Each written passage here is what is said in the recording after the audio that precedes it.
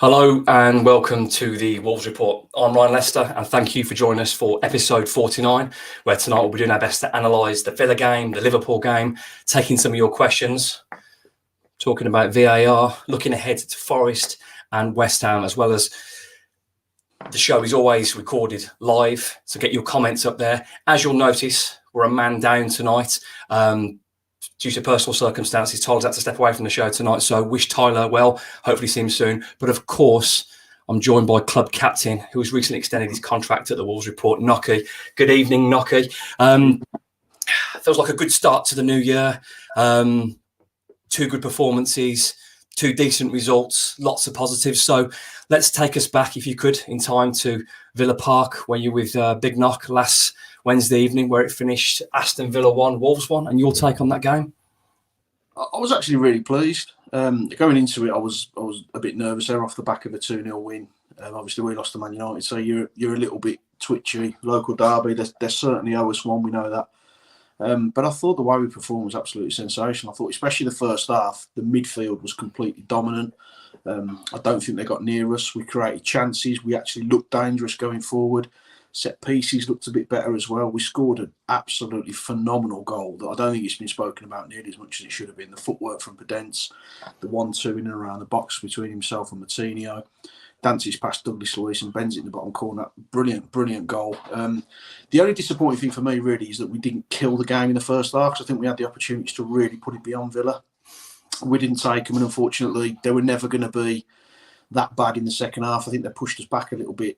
They created more chances, and I think overall, in terms of balance of play, I think Wolves probably deserve to win the game. But when you look back and you look at the potential handball from Bueno, Hwang's tackle, which I think I'll be screaming for a red if that's me. They had the last minute, he goes around a goalkeeper, Bailey, and puts it wide. I think all in all, you've got to be pleased with the point, and you've got to look at the bigger picture, and we're looking at improvement game on game, and that's exactly what we've achieved so far. Everton, we weren't particularly good, but we managed to win the game. United, I thought that we were improved there, and then going into that Villa game, I thought that was probably our best 45 minutes of the season. We were really in control of that, and we looked good all over the pitch. So, all in all, I'm really pleased with where we are in terms of performances, and I think we're definitely looking up rather than down now. What was so different about the Villa game, though? Because we all love and hate equally local derbies. It means so much. People outside of football probably wouldn't understand it. Obviously, me and you grew up where we grew up, like was obviously in Blues and Villa territory, and this game means so much now because it's our derby. But obviously, you didn't want to lose. But what was so different about that first half? Where did that performance come from? Has it been brewing? It just seemed, other than the goals that you mentioned, it just seemed like a complete performance in the first half. We were organised. Everyone seems to know what they're doing. I think sometimes football can be overcomplicated. It's a very simple game. Play the people in the position that they're going to be most effective, and that's what we did. And I think Neves and Nunes in midfield, with Martinho pushing just a little bit further up, allowed them to kind of solidify that midfield area and drop in and make it a little bit tighter and playing off each other. They both look like absolutely top-class footballers. I think we're seeing more from those players in the wide positions, but I think the overriding thing for me is the players look happier, they look more comfortable, they look like they're more engaged with it now. We seem to have a better balance in a way that we're playing, and there seems to be a clear vision of what we want to do, and you could kind of feel that in the stands as well, where we were. We're in the upper tier at Villa Park, and the fans were behind them the whole game, even when we conceded a really sloppy goal, which I'm sure we'll come on to, but we never should have conceded. But at the end of the game, there was no booing, there was no criticism. Every single person was standing up, applauding all the Wolves players as they came over and singing "We Love You Wanderers," and that was really refreshing to see, especially when it's a game that we had real opportunities to come away with 3 points and we haven't managed it. So there's more of a togetherness. I think Nuno had a way of engaging the supporters. He had a way of bringing everyone together. Bruno Lage didn't really do that. I think when he left, I don't think anyone was really bothered. He didn't have that kind of link to us, whereas Lopetegui comes in, he's passionate, he wants to get involved, he wants to be with the fans, he wants to be with the players, he's putting arms around people. You feel like it really means something to him, and if you can get the fans on board, you give yourself a real chance. And anyone there, I'm sure they'll tell you the reception at the end of the game, the way everyone came across, and the way that we all supported them. It was nice, it was refreshing, and I think there's more positives for us, especially when you look at Villa off the back of a 2-0 win at Spurs, booing their team off at half-time the way they did. So we're moving in the right direction for me, but I think we're organised and we look a much better team. You're listening to episode 49 of the Wolves Report with Mark Knock and myself, Ryan Lester, just analysing the Aston Villa game. Thank you for your comments. As mentioned, the show is recorded live. If you are watching live, please drop your comments on. If they're clean, if it's decent abuse, we'll get them up. We won't read them all out, but we'll try and get them up. So one thing I want to pick up then, Knocky, what you mentioned was in terms of the applauding at the end, despite conceding the late goal. The Wolves' performance in the first half, I don't think got enough credit in terms of stopping Villa, because there were some sections of Villa Park that were booing off the team at half time. That you wouldn't really expect that in the derby unless you're getting a pasting. But Wolves pretty much had Villa pinned, and I don't think enough credit has been given for the job of Wolves' measured press, stopping them having any options at all. It was there. It was led tactically by Martinho, obviously fantastic football brain, but he led from the front and he totally helped stop Villa in the first half. Yeah, exactly that. It's a game plan. It was a game plan that we stuck to. And I think the players, as I said earlier, they know their jobs. And Martinho, we keep thinking that maybe he's slightly past his best, but he just seems to be coming back. And the run for the goal to put himself into that wide position, I thought was sensational. And it is, we look organised. We know what we're doing now. There's a real shape. There's a real identity, which is something that's been missing.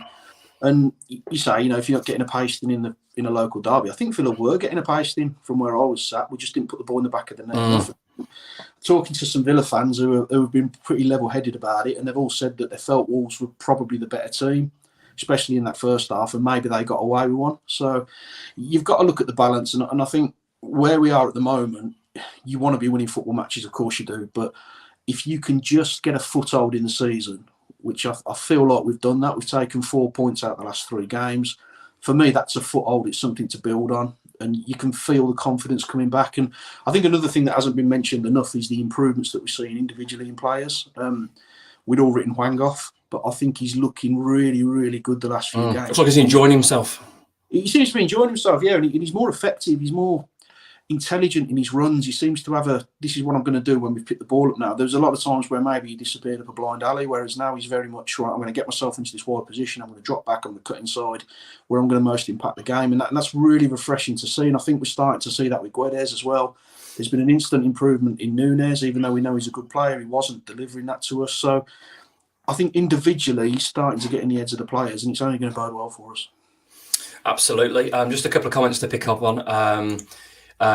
Adrian Richards says, you guys on an economic cut down in 2003, only 2 of you. As mentioned at the start of the show, unfortunately, Tyler has some stuff more important than the podcast to deal with tonight, so I wish Tyler well and hope him back on the Wolves Report next week. And we do have some more journalist professionals, unlike me and Knocky, who are going to come on over the next few weeks, hopefully a 50 special, hopefully a referees one as well. So, yeah, it's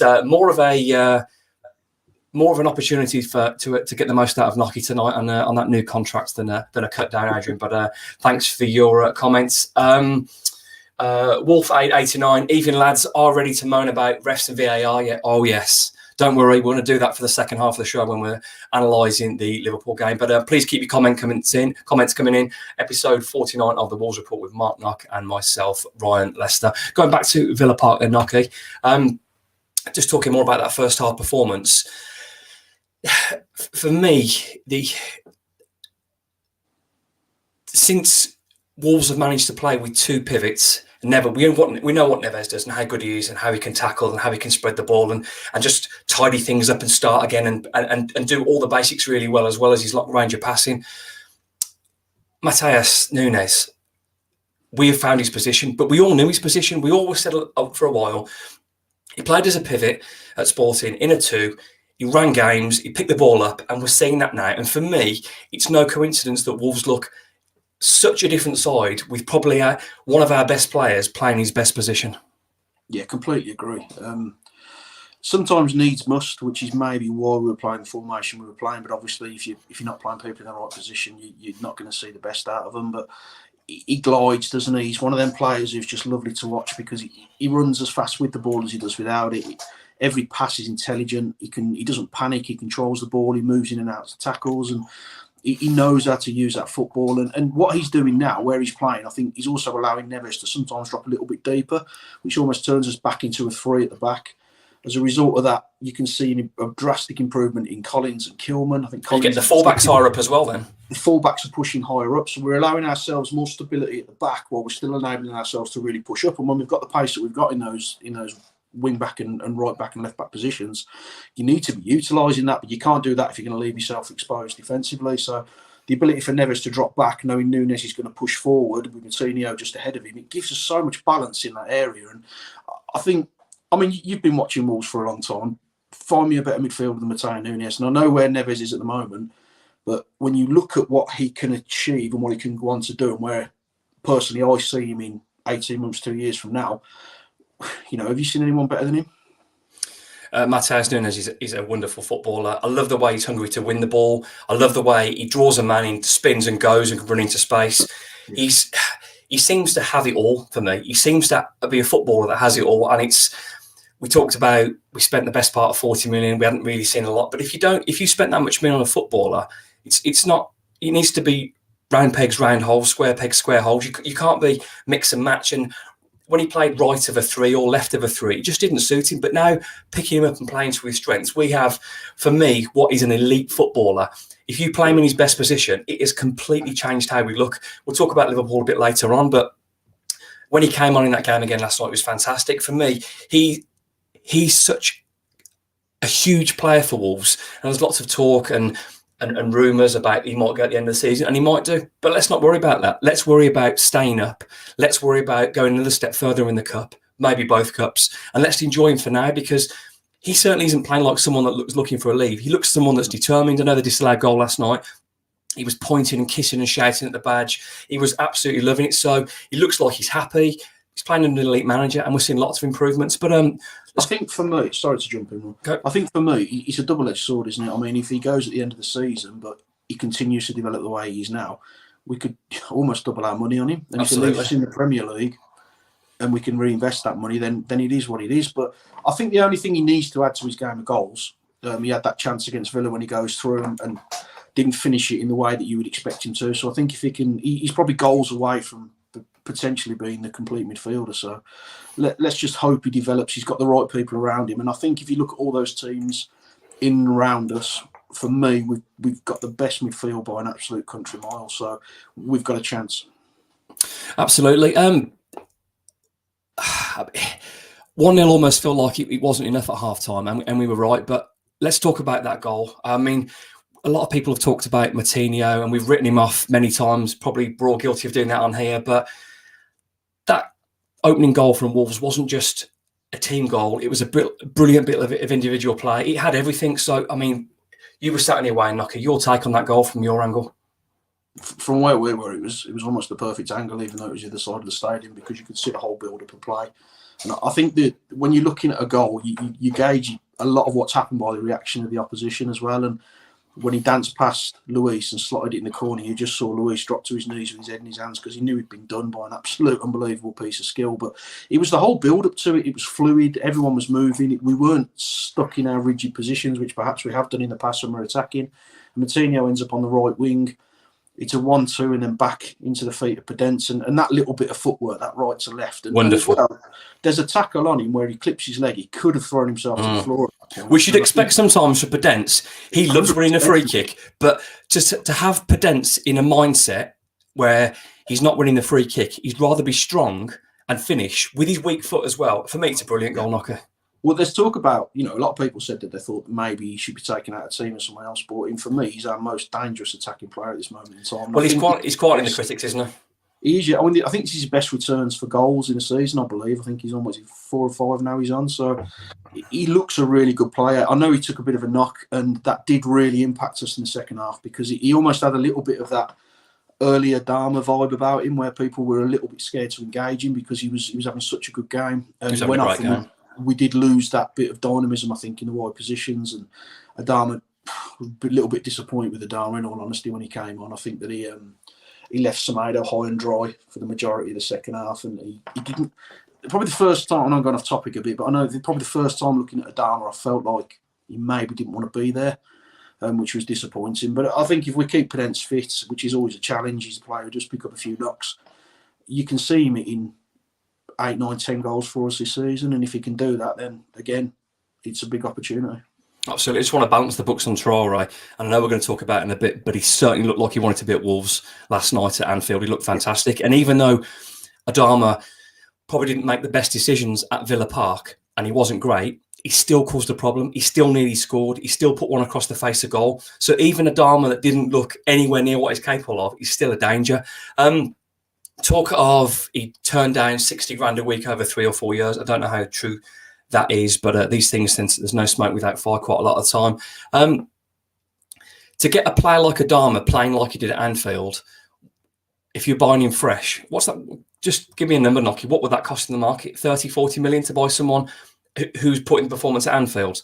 If that's the case and Wolves can't spend that money because they're spending it elsewhere, why not just pay him what he wants? Why not pay him the 90, 100 grand? Because surely that's cheaper than losing him for nothing and having to replace him for 25, 30, 40 million. I love Adama. I know he splits the fan base, but I think he's a unique weapon to have, that when he's on his day, he's undefendable. And what's not been talked about, he is incredible at winning them flick-ons. His ability in the air, I think it's always been there, but we haven't seen it. His confidence in heading the ball. Matt Doherty used to do it a lot.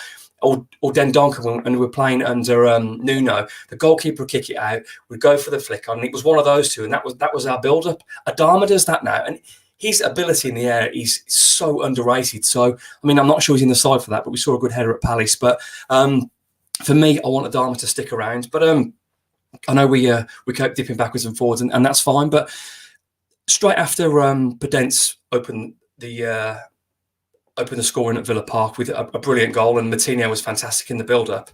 Matheus Nunes went clean through Knocker. Now, hindsight's a wonderful thing. I think if he leans across that and volleys it straight, I think it's 2-0. I'm not sure there's any way back, but that's the kind of position. I'm not going to criticise him because I haven't really seen. I want to see him coming from deeper, not being up there, but making those runs. So I'm not going to criticise him for missing that. He's hit it straight at the keeper. Probably should have gone for a smash as opposed to lobbing it. I'm not a pro footballer though, but that's better from Wolves, isn't it, Knocker? Yeah, I mean, the last player who really made them kind of runs from midfield, he's going back a bit, was probably Dave Edwards. He's the last player who can really sort of break the lines from midfield to attack. We've not had anyone step into that, even though we've had some phenomenal midfielders. You need that. You need your midfielder supporting the attack. Your goals can't just come from your front three. You need that support from midfield. And I don't think he hit the shot the way he wanted to. It seemed a little bit off the studs and bobbling through to the goalkeeper. But he gets into that position, and it's something we've been sorely missing. And he's box to box as well. Some of the runs he makes, he's always on the move, and it was refreshing. It was nice to see, and long may it continue, because he's only going to get better. Absolutely. Keeping on the positives before we talk about the second half, which wasn't a disaster, and on the balance of play probably ended up about right. But we talked about briefly earlier on, but I want to talk about João Moutinho and this new bespoke 10 pressing kind of position he has. I don't really know exactly what it is, but whatever it is, it's working. And I've written off, as was mentioned earlier on, but he deserves credit. And he seems to be at that tactical awareness. When he presses, everyone knows they press around him. Quite often, Costa would dropped in deeper. And I don't really know why Moutinho was the highest man up, but it was just working at Villa Park. And so it left Villa confused, because obviously Mings and Konsa were looking at each other going, well, and they're kicking out a play and they're getting booed, and the Wolves fans are getting joy from that. So he deserves credit, doesn't he? We've said a lot of times his legs have gone. You know what? He's probably not going to play 90 minutes of pressing football now. But in the hours that he has played, starting at Everton, he's grown into games. And for me, he looks better and better. It's a mark of his character, I think, because he's won so much in the game and he's got absolutely nothing to prove, but he's still hungry, even at this age. Even though he knows he hasn't quite got the legs that he used to have, he's still got that football brain. And you saw it at Everton with that assist for Podence, and you just see little glimpses of what he's still got, which is why he's still really important for us. I think, how long are you going to get out of him now? I think past this season, you're struggling a little bit. But the position he's in now, it maybe gives him a little bit of time to just have a little bit of a rest, I would suggest. Although he is pressing, he's not having to go box to box. He's not having to burst left and right. He can pretty much hold where he is unless we're in a real attacking position and he feels he can kind of wander out to the wide positions like he did for the goal. But he's giving himself an opportunity to not have to run round. So it's quite an intelligent move to put him there. But yeah, he's been a phenomenal player for us. He's had a fantastic career, and long term, I think Hodges is on his heels a little bit now. I've been really impressed with him. I think he could be a natural replacement for him. We've also got Boubacar Traoré as well. So if these players can learn off him for however long he's left here, whether it's this season or whether he maybe drops into a coaching role after that, which I'd absolutely love to see, there's no better mentor, really, if you're going to play in that position. Absolutely. 2 assists in his last 3 league games, something we've not really seen from our midfielders or anybody at Wolves for quite a long time. But if you give a player of that quality, you put him in those positions and allow him to deliver. It's a little back heel flick for Podence. Podence did all the hard work, but the ball at Everton was nothing short of phenomenal. So I think it's very 60 minutes. But what worries me, Nocky, is what happens after he comes off, because when he comes off, Wolves look a little bit lost because he doesn't, although he doesn't have lots of the ball, he seems to press tactically in very good positions, and he doesn't seem to waste the ball. He seems to keep it neat and tidy. He knows what to do. He's just that seasoned pro that doesn't really make any mistakes on the ball. And when he comes off the pitch, Wolves miss that. So for me, I know you talked about Hodgie. I prefer Hodgie a little bit deeper than playing as that high up the pitch. I might be wrong in the future, but I think in this transfer window, we need someone like a Moutinho-esque. Doesn't have to be the same kind of player, but that can fill in that sort of 8.5 or 8.5, 10 sort of position that can get forward and press as well as retain the ball. Do you not think maybe we've got that at the club? Do you not see Podence there if we could bring in another wide attacker? I would love to see Podence there. I mean, if we brought in another attacker, but I also think we could play Kuna there. But isn't it nice now to be debating that we've actually got healthy options, because the squad does look considerably better, but had to rest Costa, who for me, again, let's give Costa a mention at Villa Park. People are saying he's finished, he's not scoring the goals. Massive unsung hero at Villa Park. Yeah. Massive unsung hero. Ran himself into the ground. Yes, that's his job. Yes, that's what he's there to do. Held the ball off his chest, touching it in, linking play. I thought he was fantastic. He absolutely ran himself senseless. And just going back to his impact at Everton, wasn't a particularly great game for anybody. But on the halfway line, he burst and then put a tackle in, and he was livid it was a foul. And then that sort of lifted the team for that belief for that last 5 minutes to go and pinch the winner. So for me, his impact as a person, as a winner, as a character, as someone around the place, I like him. He's not adding the goals, but if you add Kuna in there playing off the 10 and Podence is the left, the service is there. And does it really matter if he's not scoring, if he's setting it up for other people? I completely agree. I think he's got that real experience edge about him, and he puts defenders on edge as well. You could see that Tyrone Mings didn't really want to engage him. You know you're going to get roughed up. Would you want to engage with him? No, absolutely not. But you know you're going to get a couple of little nudges. You know he's going to play you up, and I've got no doubt he's absolutely in your ear for the whole game. And they were struggling to cope with him, and his movement's pretty good as well. His movement's very good. His movement's very good. That little bit of sharpness that he had when he was at Chelsea in particular, but he's still got that intelligence to kind of read where the ball's going to go, which you can't teach that to players. And what we don't see as well is what he's like behind closed doors, because although he's got a little bit of a reputation for being a little bit of a live wire, he just comes across to me as a born winner. And I think when you're in a dressing room with young players, and we have got a relatively young squad, you need someone like that to just keep drumming it into them, that you've got to keep going, got to keep improving. And I agree. I think I'm seeing improvements all over the pitch under Lopetegui. I can only see us improving the goal scoring return as well, which we are actually doing. We 2 yesterday, let's call it 2.5, but definitely 3. But I think you can see that happening now, and if we can continue that improvement, we're going to get more chances in the area. And you know, how many clear-cut chances has he actually had? He's probably had 2, 3 that you'd say he should be putting that way. The rest have been half chances, and he hit a great volley against the Villa as well. That was, from our position, was raging towards the top corner, and the player just gets in the way and gets a foot in. So I can see those goals coming, but I don't think he needs to be scoring lots of goals. If he's holding the ball up and he's playing the wide players in, then that's his job done for me. But if you can pick him with a couple, then that'll be absolutely. Great. I know it's slightly different, and people say they want you centre forward scoring goals, and that's fine. If your football team's winning or not losing, I don't care who's scoring the goals. It's a nice tradition to have if you've got a 15, 20 goal scorer. But like, I think Giroud went a while. I know he's now scored a lot of goals for France, but he went a while. I think did they win the World Cup with Giroud and he didn't score a goal, but he played that number 9, and he just held it all together. Now, obviously, I'm not saying Costa's Giroud. I wish he was, but he's there to do that job. He's there to press, be aggressive, and lead the line. And I do like the relationship him and Podence have building up. Let's just finish up on the Villa. When we badly missed Podence in the second half, and it's almost now he cut out the over tricks and the flicks, and you can trust him now. He would get the ball, the drop of the shoulder, he'd beat a man and keep it. I don't mind the flicks and tricks, but there's a time and a place, and it looked like at Villa it had clicked. I don't have to try a trick every time, and the moment of magic was his goal, and that's all he has to do. Keep the ball. If you can't beat your man, give it. You don't have to try something spectacular. So, but the impact of him coming off at half time hurt our retention of the ball knocker, and I think that's probably why it gave Villa an opportunity back into the game. Yeah, I mean, it was probably 60 minutes till Villa really got to grips with us, I think. But we did lose that. We lost that kind of impact from Podence. Although when Aït-Nouri came on into the position that I think he should be playing going forward, I don't want to see him as a fullback. I want to see him as one of those attacking 3. He made a real difference. They couldn't get to grips with him either. Traoré was causing trouble down the other side. We just looked better, and we created enough chances to have won that game. It was just well, even in the second half, we didn't play great, and Villa probably had the better of the second half, but there was still the Traoré twice, the keeper's punched one out, he's blasted one over the bar. Aït-Nouri's gone on that wonderful run, and I mean, I know people have suggested it before, but I would definitely like a look at him, as you said then. I would like a look at him in midfield.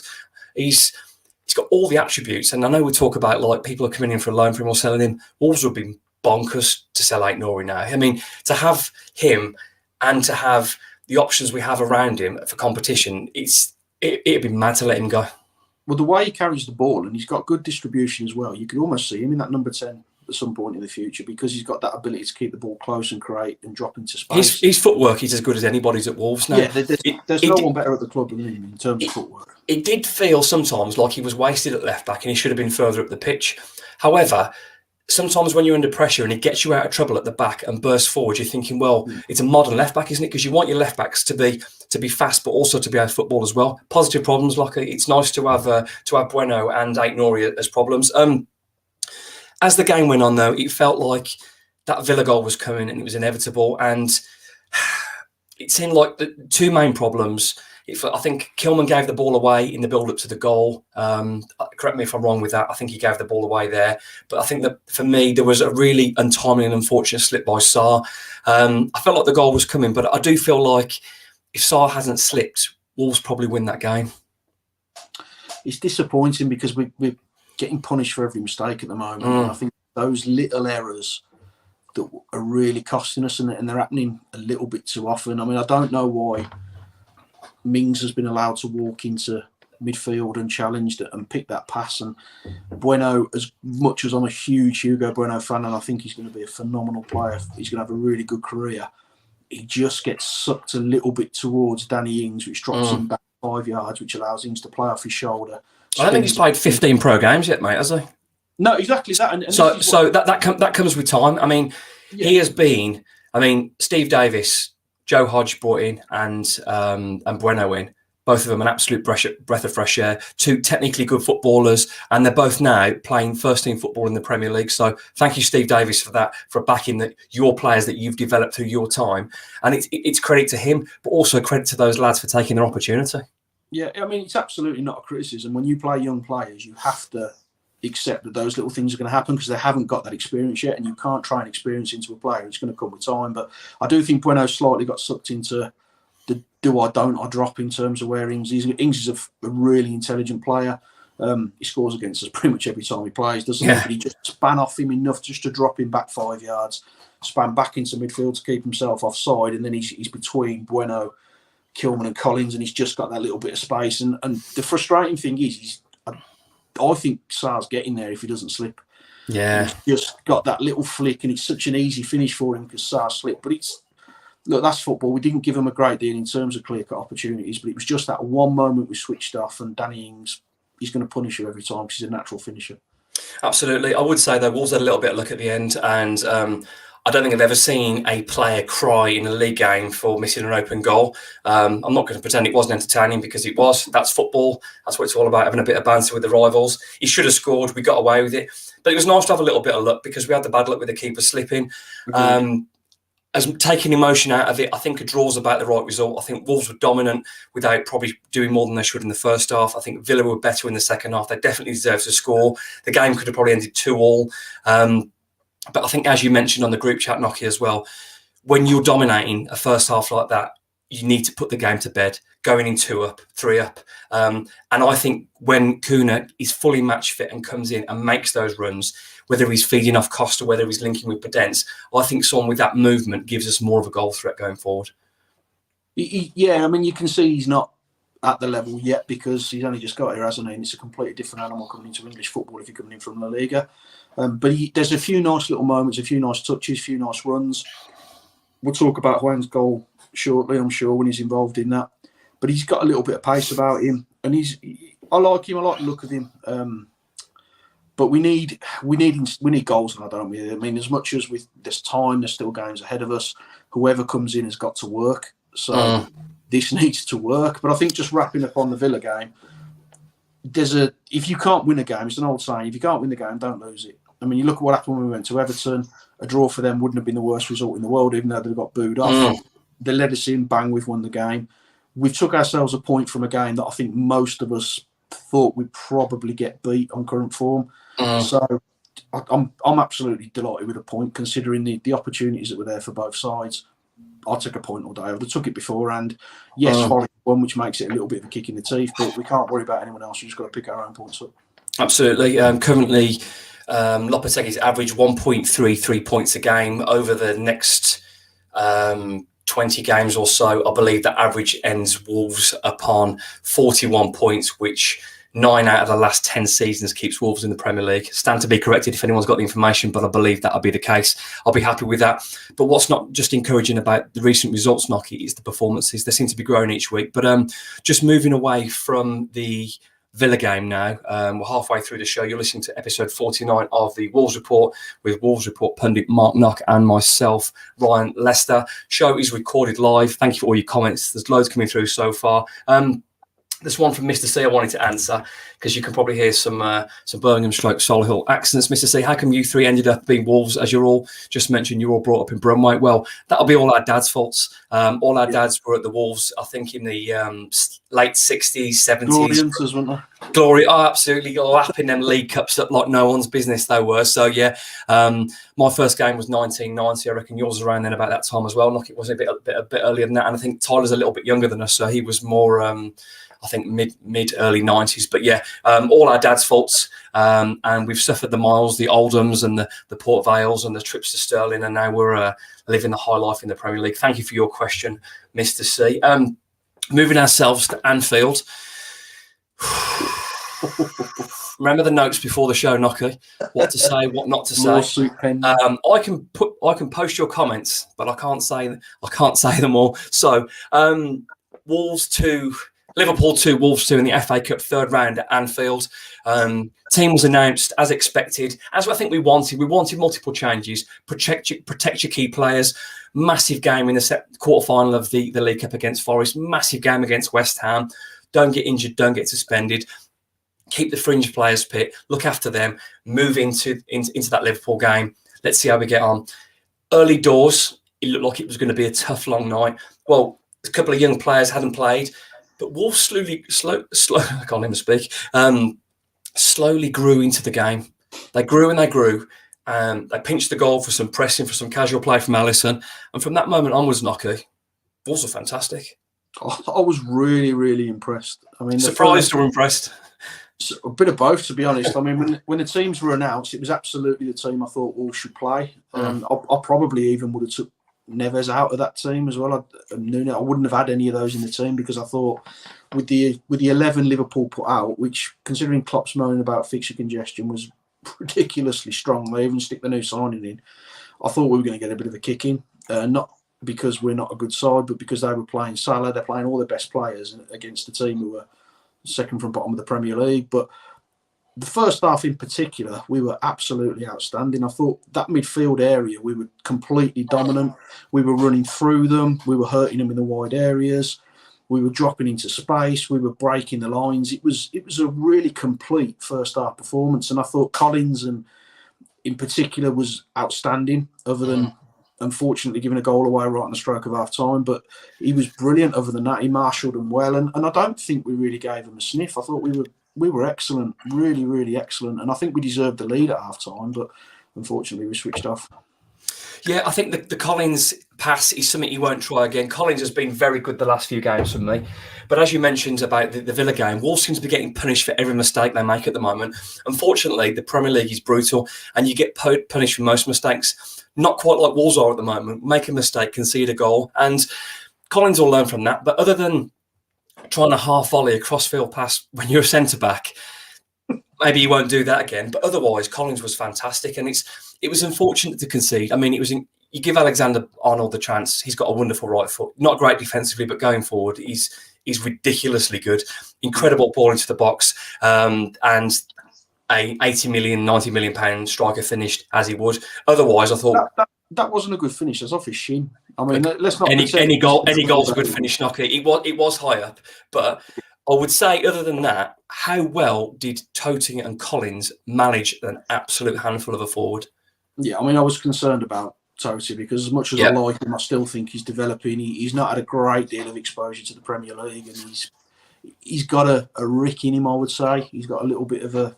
He's probably not quite the footballer Max Kilman is. Max Kilman probably doesn't have the pace that Totti has, but Max Kilman's more of a footballer and a little bit more composed, whereas Totti's he's deceptively quick.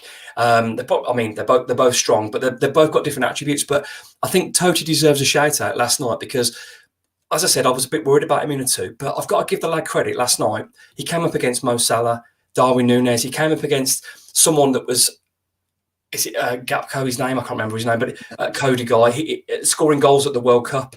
He came up against an incredibly expensive forward line, but coped really well. How many saves did Jose Sa make? And that's the frustrating thing, isn't it? Because I don't remember, especially in the first half. I think the first time he probably had any kind of moment in the game was when the ball's gone past the equaliser on 45 minutes. Totti was excellent.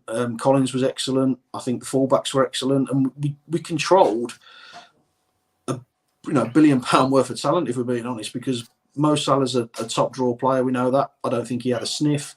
Núñez, again, he shimmed one in for the winner, but for the equaliser, but I don't think he had a sniff other than that. Gakpo had one moment where his touch took him a little bit wide and drilled one to Sarr save, but they look bang average. Whether they had a feeling that they'll just turn up and beat us with the changes that we've made, and that naturally drops you back 5-10%, I don't know. But I think you've got to give Wolves credit because we were really organised. Again, we had a central midfielder, Neves, dropping deep, supporting the back line, allowing us to create a three. When we're attacking, we can then break forward again. We were organised. We were in our shape. We weren't broke down. We used the wing areas really, really well. We were dropping balls in behind them. We were moving the ball through midfield. We drove at them, and I think we played with no fear as well, which was really, really refreshing when you come into a place like Anfield. And we should have been in front at half time. I was really disappointed. And Collins again. The performance was outstanding, but I have not got a clue why he's smashing the ball into the middle of the pitch in the last minute. Just blast it down towards the touchline. Didn't need to be a crossfield pass because you're literally knocking the team out of balance then. But you have to say, and I think this has happened with the Villa game, I don't think people have given Wolves enough credit for that first half, for stopping Liverpool and getting in their faces, because they would have seen that. I mean, one of the big Liverpool Twitter accounts was like, oh, half these players are just finishing their homework. And that tweet was soon deleted. Because if anyone was being schooled that first half, it was Liverpool. And that was like Joe Hodge coming in for his biggest game. I mean, this lad that's coming at right back, Dexter, he looks an absolute player, neat and tidy, ridiculously athletic and strong for his age, quick, neat and tidy. What a fantastic full debut. Imagine going on your debut. You're marking someone that's scoring goals in the World Cup and you're like, out you get, fella, and kept him in there. Fantastic debut, Knocker. I think when you stick young players in like Hodge and Lambakisa, it goes one or two ways. They can either shrink or they just play with no fear. And I think that's exactly what they both did. He was brilliant He was controlled. He was winning tackles. He's got a right bit of turn of pace about him, and he's sensible on the ball. I don't remember him giving the ball away, and it's the same with Hodge. I thought Hodge was heavily involved in the first goal because he won that tackle on the edge of the area, which ran through to Raul, who gets brought down. Keeper has an absolute mare and ends up giving it straight to us, and Guedes scores. But I think that the movement of them, the intelligence, and Liverpool wouldn't have known a great deal about them either. So how do you prepare for players like that when you don't know what they're going to do? It was just a lot of changes, but there was still a balance. We still had a shape and we still had an identity, and we still were able to impose our style of play on the game, which is something that you don't get to do very often at Anfield. And I can't pick a bad player. As much as there was players I was nervous about. I was nervous about Lopetegui coming in, not because I don't think he's a good player, but he's a kid. I was nervous about having Hodge in that midfield against experienced players like Henderson. But again, he was superb. Totti, I was nervous about. Just jumping in, I mean, I'd forgotten about this, but I love how Henderson, that tackle Adama did. Oh, he's absolutely smashed. It was, people say, I mean, we said, Adama's not bothered. He sprinted for that ball and it was clean and it was like one of them old-fashioned tackles. He was winded, and it was like, I don't wish harm on any player, but it was great to see Adama use that weight and strength and put a proper tackle in. And that sort of lifted the fan. I didn't need lifting because the fans were amazing last night, but it lifted again and showed the whole spirit of that team that believed, you're not going to bully us at Anfield. You're not going to kick us. Yeah. Well, you're certainly not going to out-sing us, that's for sure. But it was a fantastic team performance. Now, right then, let's talk about Salah's goal. Now, I've read the rules. I've read some of them. I know some of them. Now, this feels like a real interpretation kind of goal. Oh, but if he makes deliberate contact with the ball, what are you supposed to do? Oh, he might be offside, so I'll just not do it. It is a ridiculous decision and a ridiculous rule. The amount of times that happens, the initial pass happens, he's in an offside position. And there's the only in between there's no flick or trick. It's our player flicking the ball away. I don't understand. I know technically there's an interpretation. You can say, oh, yeah, that's the rules. It's a goal. Robbie Fowler, Liverpool fan, Liverpool legend, ex-Premier League players like, I don't know what's going on there. And he's right, because it is a ridiculous rule. Question, Nocky, do you think if that's a Wolves player scoring that goal, that goal's given? Not a chance in hell. Not a chance in. I mean, how can you give that goal? I mean, I've read 3 or 4 different interpretations of this rule, and I'm still none the wiser. The way I look at that is the ball's played, he's offside. The only reason Totti heads the ball is because Salah's behind him, and he knows he's behind him. If he leaves it, Salah's got an opportunity to score. What is he supposed to do? He's not going to catch the ball, go and ask the referee if he's onside, and then throw it back into that direction. He's got to deal with that there and then. So how can he not be offside? The only reason he's headed the ball is because Salah is interfering with play by being in a position to score if he doesn't head it. So the initial pass, the player is offside. It's not like, we'll talk about the second one in a bit, it's not like there's a player heading it and then there's a change in it. There's one player in between, he's flicking it. How many times do you see a chance like that ruled out because the player was starting from an offside position there? I don't get it. Is it because, Nocky, reading deeper into it, is it because it looked like he tried to head it left or right as a passed header and they interpret that as a pass? And I'm not giving them justice, by the way. I'm just trying to give reason. I think it's because there's so many different interpretations, there's so many different variations of the offside rule that no one's got a clue what's actually the proper correct rule now. We've overcomplicated a system that should be relatively simple. If you are offside when the ball is played, you're offside. That's all there is to it for me. I don't understand why we have to make it overcomplicated. I don't think the assistant know what they were doing with it. I don't think VAR are 100% on it, because when you read the rule itself, it says something along the lines of, if the defender heads the ball, it doesn't automatically mean the attacking players onside. Well, what the hell does that mean? Because that's, again, is an interpretation. Again, you are opening the door up for interpretation to decide when you think it's a goal or not. Now, exactly. Listen, and that's what going to cause. And that's going to cause problems, because then you're leaving interpretation for official to decide whether he thinks it's a goal or not, or VAR. And for me, if that's a Wolves player scoring that goal, it shouldn't be a goal. The direct pass, it's going to the player, and the player who was offside scores the goal. If you're leaving a grey area, you're going to let people have an opportunity to decide which way that goal goes, and I don't think that's fair or correct. I mean, I might be wrong, and maybe I'm interpreting the rules wrong because I am incredibly perturbed about last night. But he's got to be black and white, though. He's got to be black and white. He's in an offside position when the ball's played. As a result of that, we've reacted to it, which for me means that he's in play at that point. It's offside. You know, you can look at all the interpretations you want. It's black and white. He's in an offside position. Totti reacted purely because of Salah's position. So how can he not be interfering with play? And I mean, for me, there was 4 big VAR decisions yesterday.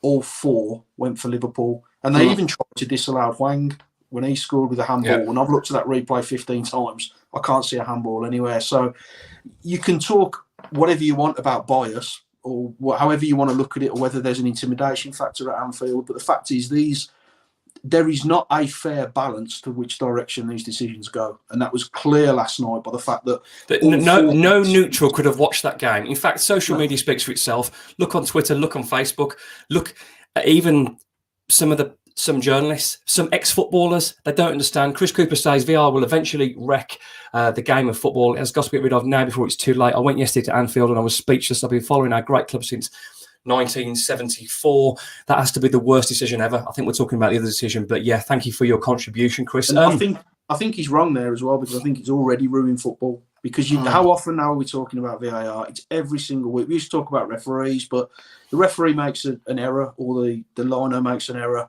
They're human, you know. But when VAR are making errors, you've got 4 or 5 different people making an error, and it's unacceptable. The game is fluid, it's fast, and I'm a believer that there shouldn't be anything in the game that you can't replicate in a park. And we've made it so overly complicated now that we've just blown the whole thing out the water, and no one knows what's going on. You're in the arenas, you don't know what's happening because there's no communication to the supporters. It's a complete farce what's going on. The whole thing is set up purely to engage the foreign market, because they'll know what's going on, they'll see what's happening, they'll be spoken to. Your average person in the stadium, you ain't got a clue what's going on. Well, there needs to be. I know this might be one of the questions later on, but we need more communications. We need, like rugby or cricket, right? You can hear and see what they're seeing, then you can see the same. It's not a big ask. Then you can see why they decided it. The replay's there, and you can hear the discussion, like in other sports. I don't think football's brave enough. There's a reason for me why you're not allowed to question referees, why people get fined. It seems a bit of a closed shop, and they like to do as they please, whether that's right or wrong, whether the decisions are good or bad. I don't like it, and I think it needs more transparency, because if people are saying the things they are about officials and are judging them to be unfair or over-biased or something else, what does that say about football? Why do people keep saying it? Well, make these decisions again and again, and you're giving people an opportunity to question people's integrity, and that's our beautiful game, and you're ruining it. So I am still for VAR, but it is being used hideously bad.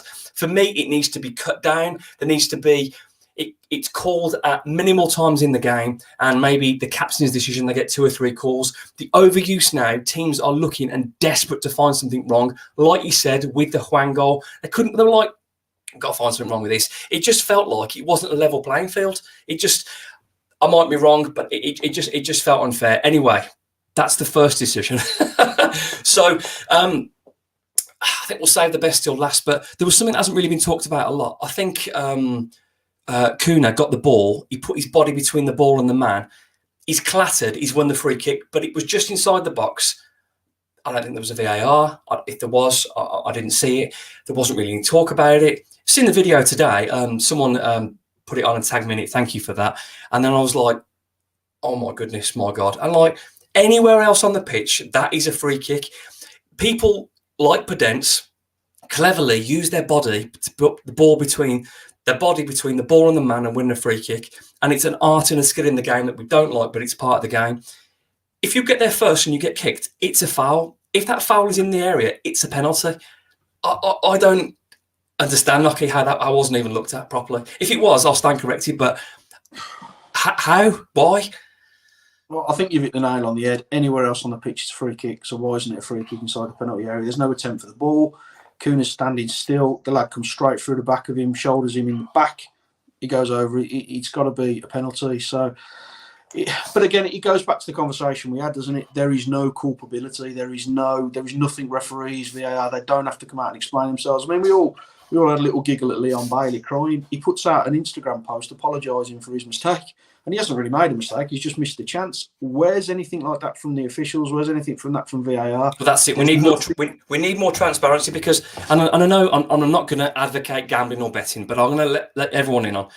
Last night, me, Nocky, and Tyler all had a bet on the game. We all bet different stakes, but we laughed and joked at the start of the game. The price was between 10-1 and 15-1.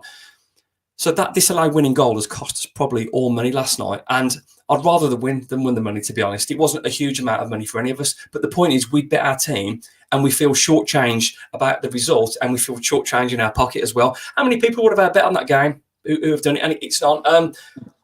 We're flying through here. Just to move away from the VAR briefly. Quick word about Raul. I'm a little bit concerned about his performances. I think the effort's there, but I mean, he looks quite mobile and willing, but the performance wasn't quite there for me, Knocker. Yeah, he's showing little signs here and there, isn't he? He did a decent run down the left wing. He had a couple of little moments, but he looks like a player who's on his way out of the club. I think I'll be absolutely amazed if he's still a Wolves player at the end of this window. And it's a shame because he's been brilliant for us and he's always welcome back at Molineux as far as I'm concerned. But you do get the feeling that a natural cycle of things, everything comes to an end eventually. And I think this is probably it for him. And you're going to see less and less of Raul, I think, as the month progresses. Absolutely. David Lester, aka Daddy Wolf, my dad. Wolves improved on every front. Hard to find a player who isn't better for the new management team. Totally agreed. If I had to identify who hasn't picked up, unfortunately, I would say it's Raul. He's still a former shadow of himself. Last night, he was guilty of over trying and didn't help the team, but gutted for him and not being able to find his former glories. Yeah, I would agree. Great message and thanks for that contribution, Dad. But when he went on that run, why didn't you just pass it? You didn't. I understand the headlines, the goals, the away end, the lot would have went. It would have been absolutely marvellous. But as a footballer, you make the most important thing is the team, and you make the pass. He went on a run. It just opened up for him. Nocky, you've got to be finding the pass from there. And that's the difference, isn't it, from where he was? I mean, if we remember at Man City when we broke, probably going back three seasons ago. 2 through balls, yeah. Yeah, we broke. He gets himself into an attacking position. He skips past Otamendi, could have the shot, rolls it to Adama, bang, it's in the back of the net and the game's over. And that's what we're not seeing from him now. He hasn't got that, whether he hasn't got the vision to see it anymore or whether he hasn't got, I don't want to say the desire, but the ability perhaps to get himself into those positions and find that pass. But he's not the player that he was. And the position we're in now, as horrible as it sounds, we can't afford to carry Deadwood because if we do that, it's going to end very fast. He's on a hell of a lot of money as well, I would assume. So I think you can see him go in America or Mexico or maybe back to La Liga for a season or two. But if we can get rid of, perhaps get him off the wage budget and bring somebody else in on that kind of money that can help strengthen us, I think it's a decision we've got to make. Yeah, it's a shame. No, as much as I want to be loyal and back our man, the priority of Wolverhampton Wanderers is more important than being loyal to a player that isn't proving as well as we probably need him to at the moment. As I always say, I'd be delighted to be wrong and for him to stay and come good again. But I'm not sure he'll be at Wolves come the end of January. But love to be proven wrong. Moving to that moment in the game, Nocky. Is this the goal or is this the stamp on Adama's face? Which one do you want to do first? We'll do Adama's stamp. Now, unfortunately, these situations are really hard to prove, but I don't know if there's any previous with that player on Adama, but the timing to land your boot on someone's face when you're looking down is rather unfortunate, in my opinion. Well, if it's let me ask you if it's the other way around. Oh, if it's the other way around, Jurgen Klopp's on this podcast now attacking me in the corner. But Jurgen isn't welcome on the podcast, by the way. So, moving away from that tackle, which was horrendous. It may have been accidental, who knows? But moving back to what should have been the winning goal. I've been watching Wolves a long time. I've got a lot more grey hair than I used to. Some of it's my wife's fault. Some of it's my kids' fault. Most of it's my football team's fault. Some of it, the nasty message that you and Tyler send me. But I don't recall feeling as shortchanged at the end of a game as I did last night. I do not understand how that goal can be disallowed. Not only that, I was talking to my dad earlier on, it's denied Totti probably the greatest moment of his career so far. The winning goal late in a game at Anfield in front of 5,500 Wolves fans going bananas. Watched that goal 100 times. I've seen the fans' videos. I've seen reactions. I think I've only seen a few people trying to antagonise people for saying, yeah, he was offside. I cannot understand. And like, I was more antagonised by the analysis I've watched today of people trying to paper it over. Oh, we didn't have a camera angle, so you've got to go with the linesman's decision. Well, why did the linesman flag 4 seconds after the goal had gone in? Why did he start walking towards the halfway line? Am I missing something? I mean, I'm trying to be as polite as I can, but I'm quite miffed by it, Nocky. But Wolves should be playing Brighton away now in the cup, not having to play a replay. Nocky. I've tried to have a balanced view on this, and I've scoured social media, not just the Wolves pages, but the Liverpool pages, just trying to find one single solitary image which tells me he's offside, and I haven't found one. And I think the frustrating thing for me is they're telling us there's no camera angle for VAR at a ground where VAR has been there for what, three seasons now? Is it the fourth season? Something it was like all right. It worked when Pedro Neto was there, yeah. Yeah, and you've got no camera covering the corner flag in an area where you know you're going to need it. And additionally, the first goal for them, the Salah goal, for them, there was a camera angle from that side which shows Salah offside. So that camera angle surely could have seen the incident, or at least given a little bit of viewing to it. I don't understand it. I don't see how in any way, shape or form that can be given as offside. And they're saying that because he's given the decision and there's no camera angle, you can't overrule it. Well, this is a system which is built purely around video imagery, and you haven't got a video image. So tell me this, Nocky. How come on the videos on record the game on ITV4, I think it was on, you can record the game and you can see the top of Mateus Nunes' head, and you can see Alexander-Arnold at the far post. Now, I've got a TV control and a phone, all right, and I'm just some punter watching the game back, and all the other else is filming it, and we can do it from there. How wasn't it done at the game? Good question. I don't know. I mean, there's so many things that don't fit, and you look at the VAR hub themselves. You've got a VAR operator there in Mike Dean, who's got 2 kids who are Liverpool season ticket holders. He's from the Wirral. Why is he in the VAR office for a game when Liverpool are playing? Even if he's a Tranmere fan himself, he's got direct links because of his kids. Should be nowhere near it. You've got an official there who doesn't put the flag up. You've got a referee who seemingly points to him to tell him to put the flag up. And if that decision was that it wasn't Totti offside, it was Nunes offside, why was the resulting free kick taken from Totti's position? So how can anyone possibly... You know what? I didn't see that. Is that where it was taken from? I believe so, yeah. It certainly looked like it. So how on earth have we got ourselves in a position where, A, we're at one of the most famous football stadiums in the world, and we haven't got a camera angle covering the goal from the corner? And it just beggars belief.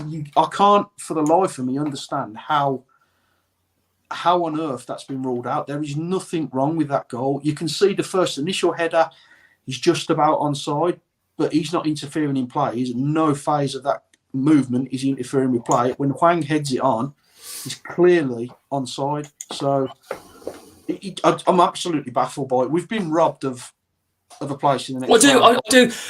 I feel robbed. I feel shortchanged. I feel like it should have been Wolves' name in the hat today. We're knowing we've got one less game and we're going to Brighton after a fantastic performance and result, denying Totti one of the moments of his career so far, denying those fans who were magnificent in the away end, who outsang the rest of the stadium from start to finish, an opportunity and a moment for a deserved win. Ex-Liverpool footballers are saying that as well. So, but it's ruining everything, though, isn't it? I mean, I don't turn up to games to listen to referees or talk about VAR. I turn up because I want to enjoy the game. It is.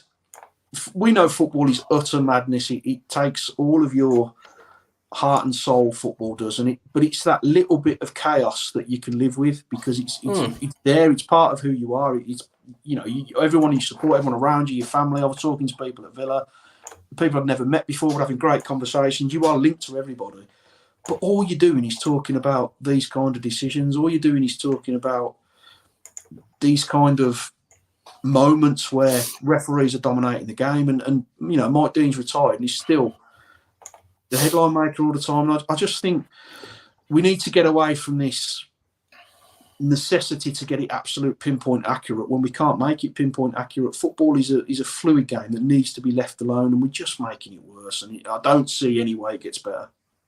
Hungry like the wolf drops in the mentions. Read into it as you will. I can't possibly comment.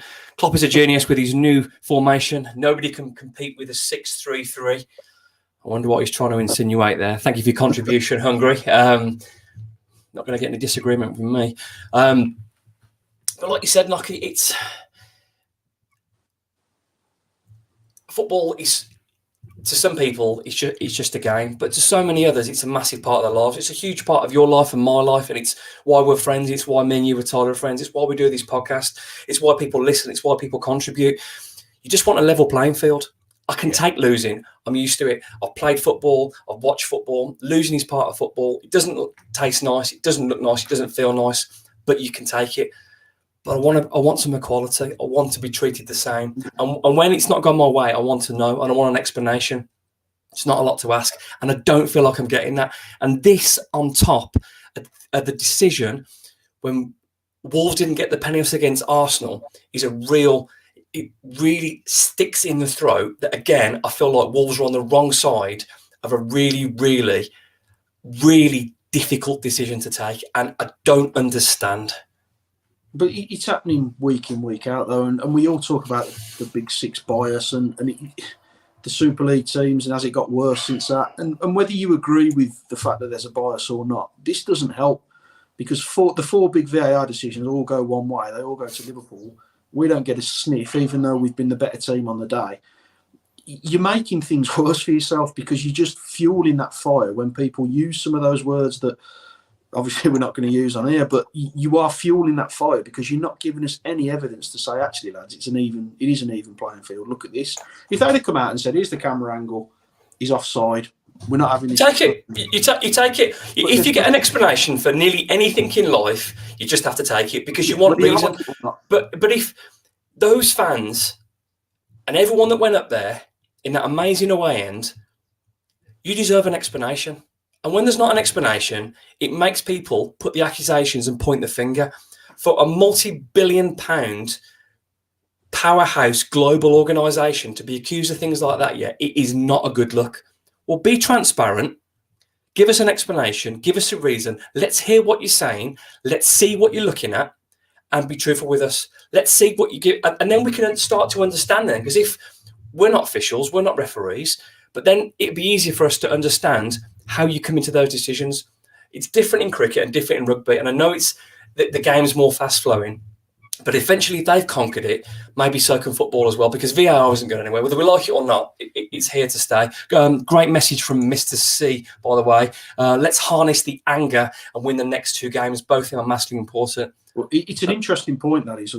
Did I look angry, Mr. C? He's right, because I think Wolves are at their best when they feel like they are worlds against them. And I think as a fan base, we're better like that. We are, yeah. The fan base, the team, we come a little bit closer when we feel like the world's against us. So, yeah, use it, fuel the fire. But I think sometimes it's frustrating because I went into that game with absolutely no expectations. I thought we were going to get beat. I thought with the team they put out, we could take a little bit of a kicking. But the lads absolutely worked their socks off. Everyone contributed. Everyone did something that made you think you want to be here, you want to be a part of this team. And you're done by decisions like that. And it kind of makes you wonder why on earth you bother at times, because it doesn't feel like an even playing field, and it doesn't feel like our officials are getting any better. It feels like there's a constant flow of disappointing refereeing performances, and until the whole thing's addressed, until there's culpability, until they have to come out and physically say, this is why I made this decision, you're not going to have that transparency and you're not going to have those conversations. If you do something wrong in your job, you're spoken to, you're told, and you have to explain your actions. All we do in this league the conversations we don't hear about, they end up dropped down to the Championship because apparently football's less important in the Championship than it is in the Premier League, which is completely untrue. So if you're not good enough at your job at this level, you're not good enough at your job. So we need to retrain people. We need to get people back and explain the rules. We need clarity, and we need a very simple version of what we do. And if we're going to keep VAR, which as much as it pains me to say we are, a simplified version, a time scale, something just to make it a ruling. This is how many decisions that we're going to look at. This is exactly what we're going to look at. This is how it's going to work.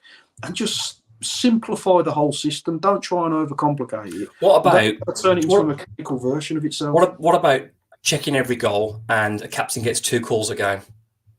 Well, the problem you get with that, and I've heard that one before, and I can see the logic behind it, but if the captain has 2 calls a game and you waste them, and then there's a clear decision that doesn't get reviewed, don't waste it, then it becomes 3 calls a game. It happens in tennis, doesn't it? But yeah, I'm just trying to create debate, mate. I just think that if you look at the system, if there's a goal given, if you can't find something wrong with that goal, in 20 seconds a goal stands.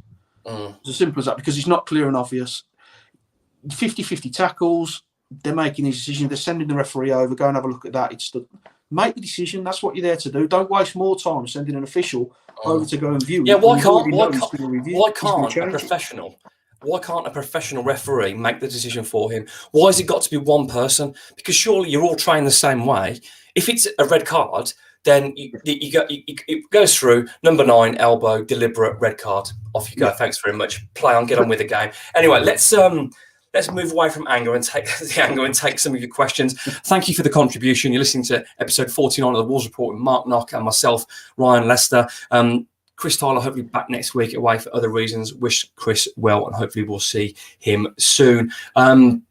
Sticking on that decision, a question from Mark Harvey, who tweeted back to my tweet this morning or last night, I think I put it out. Why is VAR being used at some ties and not as others, as the competition is being played under 2 different sets of rules? It should be every game or not at all. Great question, Mark. Nocky, it's all yours.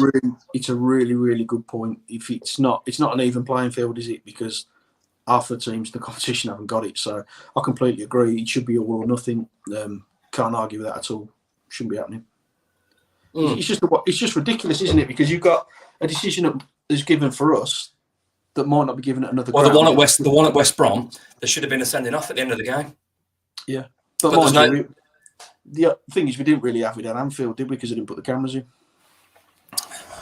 How convenient. But anyway, let's move on to the next question. I've seen Hungry a lot. The Wolves already put that up. I think this echoes what you said, Nocky. Paul Nico says, from not being bothered about the cup to then seeing the team sheet and then fearing the worst to being done again at Anfield. I'm so proud of the lads and the fans last night. Totally echo that. I think Nocky mentioned it earlier on, but start to finish, Molineux was gold and black. Anfield was gold and black. Anfield was Wolves, totally from start to finish. The atmosphere, the celebration, and that reflected the effort on the pitch as well for me. So yeah, as I mentioned earlier on, I feel, I'm not going to use that word, I promised it wouldn't. I feel like incredibly frustrated by the outcome, but incredibly proud of the performance and the reaction of the team, the fringe players taking their chances, and the fans in the way. Great contribution, Paul. Thank you very much. I think we can kind of look at VAR slightly differently because we've been hurt more than most clubs, and I think there was a chart done that Wolves have suffered more VAR mishap, shall we say, than any other club in the Premier League. So we felt it close up, which is why it's frustrating. But the point you raise is there, we've done again at Anfield, but we were done against Man United as well. We were done against Arsenal, and there's a bit of a pattern emerging here that it seems to be when we're playing these bigger clubs. This isn't a question for you to answer because we'll veer off into 2 hours of the show. But the question for everyone watching and listening going back, why are Wolves so regularly on the wrong end of decisions against the top 6? You can tweet me the answer to that if you like, or you can put it on here. But I don't want Nocky to answer that because I don't want to lose the license to this show. Stu Walker says supporters in the ground and folk on the TV should be able to hear the conversation between the VAR and referee. Yeah, we mentioned that earlier on. Totally, really good point, Stu. Thank you very much. Graham Cope says, thank you for your contribution, Graham. After seeing the game on game improvement under Julian Lopetegui and seeing the squad play yesterday like they did via Liverpool, if we didn't sign another player, would we survive? Before Christmas, I said no. Now I think we would. That's a really good point. He's brought life into the squad, hasn't he, Nocky? There's belief. There's a plan. There's a growing identity about who Wolves are and how they want to play. And it's great to see. Would I be confident in these players staying up just with these players now? A lot more confident than I was 2 weeks ago. But I still like some players, and it's not something I want to take the risk. So if you're watching, Jeff, there's no way we'll stay up with these players. No way. Yeah, thank you for your contribution, Graham. Mike Allen asked then, you can have this one, Nocky. Do you think those in charge of the beautiful game are sat at home each week thinking what a great job they're doing, or they're shaking their heads thinking, how are we getting it so wrong? Oof. How do I answer this one? I think there is perhaps an inherent arrogance at certain levels of football, which we will refuse to acknowledge that perhaps things aren't going the way we want them to go. It's always someone else's fault. So let's just say I don't think it's going to keep them up at night. I think they're tucking into their caviar quite happily. Oof, caviar. Merry Christmas. Thanks for your question and contribution, Mike. As usual, a regular contributor to the show. Last but not least, I'll start this one off. It's a nice one. Lee Slater asks, Kuna, 2 games, 2 cameos for our new Brazilian. What are your first impressions? I really like what I see. I see a bit of pace. I see someone that's playing as a team player. At Villa Park, there was an unselfish run to let Adama cut inside. There was an assist for Hwang last night, which I thought was really good. There's someone that looks intelligent, that neat and tidy. Maybe a little wake-up call a couple of times when he was being a bit casual on the ball, because the Premier League and FA Cup football is ruthless. You don't really get time to think. So maybe that was a bit of a wake-up call. But I think there's a talent there, Nocky, isn't there? He looks like a footballer. He looks like he's busy. He looks like he can link play. And he looks like he's going to be a team player as well as hopefully add some goals as well.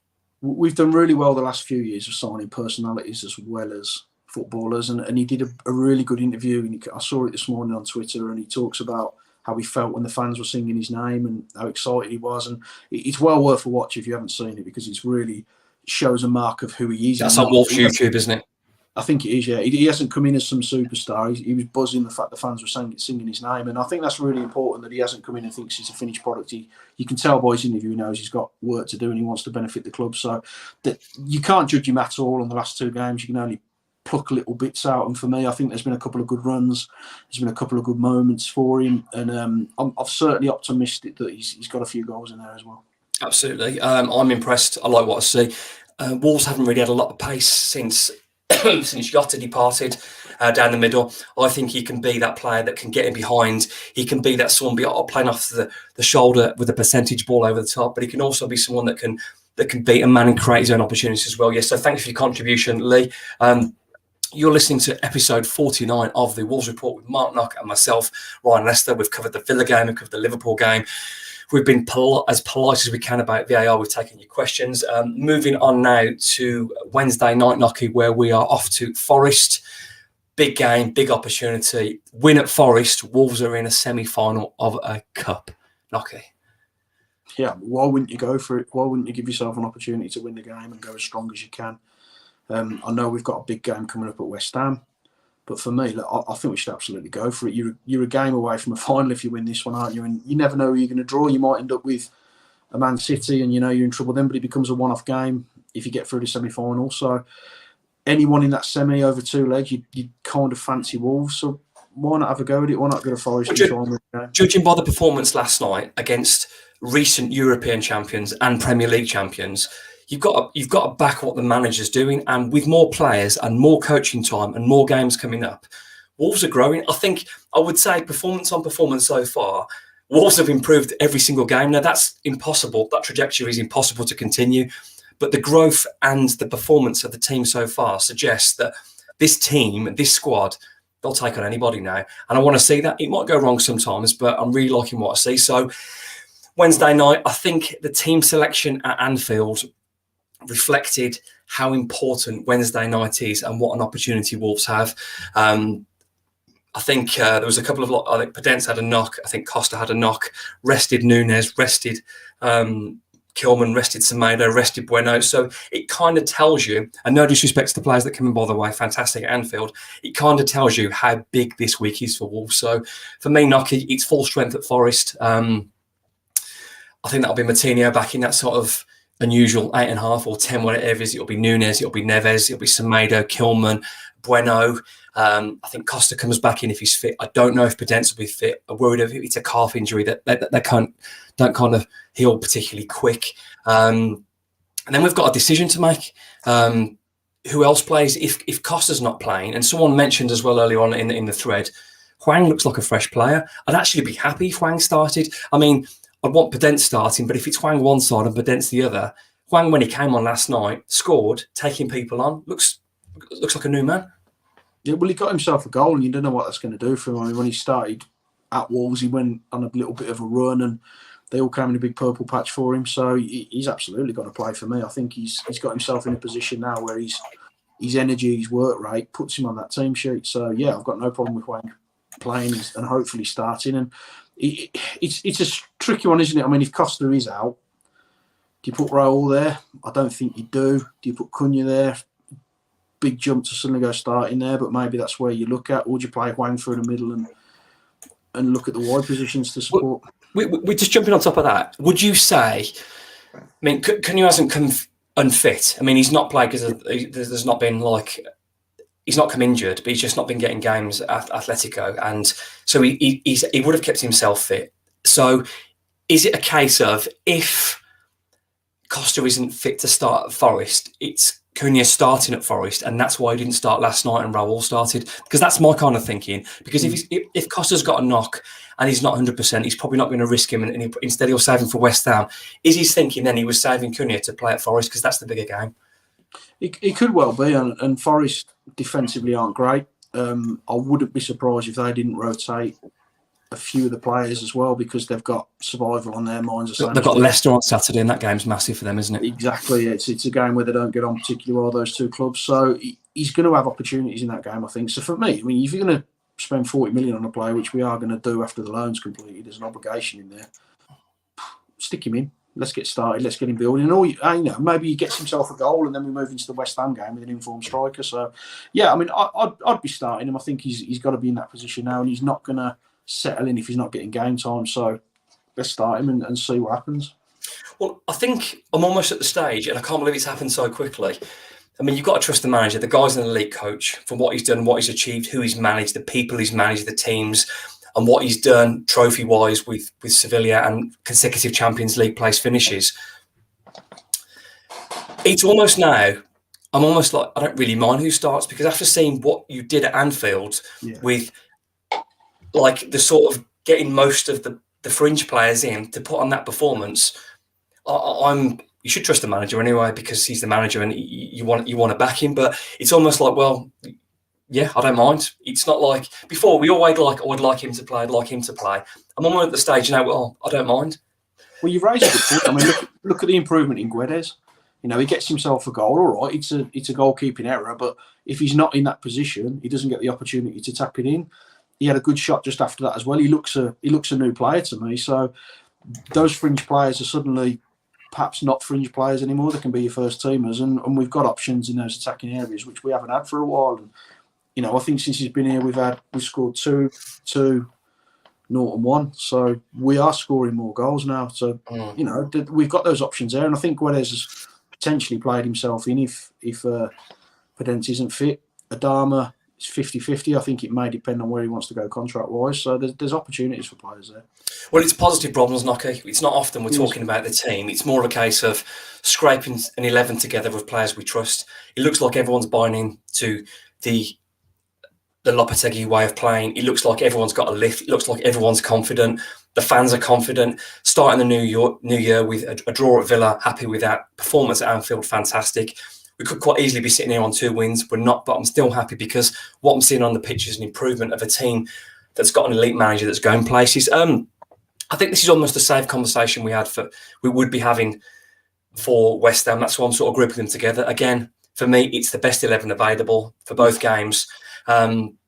and I'm reluctantly saying this because I don't want it to happen, but I think then the following week it will be Liverpool, the replay. Then, so if you have to rest people like you did the first time round, then so be it. Because I almost feel like, although we've got a point to prove and I've got a score to settle, whether I feel like there's been an injustice, we have to focus on the priorities, which is getting to a semi-final of the Cup. Hungry Like the Wolf says the replay's in 9 days. So yeah, let's deal with Forest. Let's deal with West Ham. And if we need to rest up for that Liverpool game, which is annoying, then so be it. Have you have that mindset, Nocky? Absolutely. I mean, Cup isn't a priority. The fact is, the League Cup, we're a couple of games away from winning it potentially. So that has to be in your mind, and you need to be going hard for that. And winning breeds confidence. But when we get to that Liverpool game, if you get through that, you've then got to go to Brighton. We don't win at Brighton, do we? We can't get anything out of Brighton away. We did last year with Sace. Yeah, well, that's true, but it's not a ground we do particularly well at. So, but you know what? It's a nice problem. Let's welcome it. If Wolves do beat Liverpool, it's a nice problem to have. It's not. I mean, I said before the Liverpool game in the Cup, the last thing we want is a replay, and we got it. But I think it was the very least that we deserved, and I was going back to it frustrated at the end of that game, but here we are. We are at the very end of a very long episode 49 of the Wolves Report with Mark Knock and myself, Ryan Lester. Chris Tyler, unfortunately, not with us this week. Hopefully back with us next week, and wishing Chris all the very best. Prediction time, Knocky. We decide we don't mind who plays. We trust the manager. We don't mind what happens as long as Wolves win. First of all, let's give us your Forest prediction for the quarter final of the League Cup, where Forest are at home to Wolves on Wednesday evening. I'm going to go 3-1 to Wolves, and I'm going to go Guedes. Get in there. Whew. Guedes on a roll. I'm going to go with Wolves 1-0. I'm going to go with Diego Costa. If I keep saying it, he'll score eventually. Will score his first goal for Wolves. Moving on to West Ham. Now, this is a hard game, but this is a team and a squad and a fan base that don't look like they're playing as well as they have been. I don't know if they trust the manager. Is he under a bit of pressure? Whereas we're looking up, and although they're below us, we're very much looking up, and they're very much looking down. So tough game, Nocky. Prediction for West Ham. I'm going to go 2-1 Wolves. Two wins in a few days. Get in. It starts now. Season starts now for me. So sorry, repeat that, Nocky. 2-1, Cunha. Okay, I'm going to go with another 1-0 win. I'm going to go with Costa again, because if I keep saying it, he's eventually going to score. Thank you for all your contributions, your messages via YouTube, your messages via Facebook. Thank you for the responses to Twitter. I've gotten as many as I can. I really appreciate it, and this is why we do this show live. I'm Ryan Lester. Thank you to my co-pundit and host, Mark Knock. This has been episode 49 of the Wolves Report. Hopefully we'll catch up with you next week. As Hungry Like the Wolf said, I think we've got 6 games now in 3 weeks, so we're really busy. Probably trying to do 1 podcast a week, though, unless we do something crazy, and I'll maybe do 2 in a week. This has been episode 49 of the Wolves Report of the Wolves.